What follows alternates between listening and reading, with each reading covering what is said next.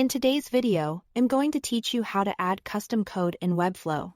If you want to extend your Webflow site with custom functionality, there are two very useful ways to do it, depending on where and how you want that code to appear. In this walkthrough, I will show you how to add custom code to a specific page using page settings, and then how to place code directly inside your layout with the embed element. Let's start with page-specific custom code. This option is best when the code only needs to run on one page, for example, a live chat widget on a contact page or a script that should not load site-wide. To begin, open your project inside the Visual Webflow Designer. Once you are in, go to the left side menu and open the Pages panel.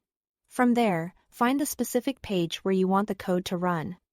Hover over that page, then click the gear icon to open Page Settings. Inside the Settings panel, scroll down until you reach the Custom Code section. It's important to know that Webflow requires a paid plan to add custom code here, so make sure your project is on an eligible plan before continuing. Once that's set, paste your custom script into the appropriate field. If the code needs to load early, place it in the inside head tag area.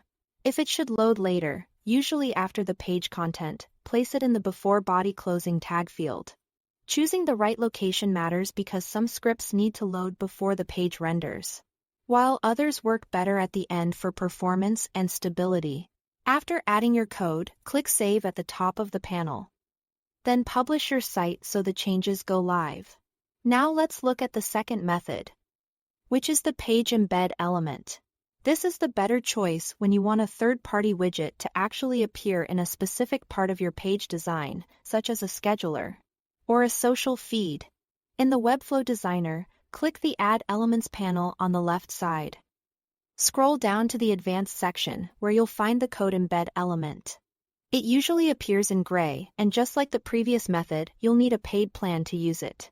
Drag the code embed component onto your canvas in the exact section where you want that content to display. As soon as you drop it in, an editor window will open. Paste your custom HTML, CSS, or JavaScript directly into that window. Then click Save and Close. This method is especially helpful when placement inside the layout matters and you want to visually control where the embedded content appears.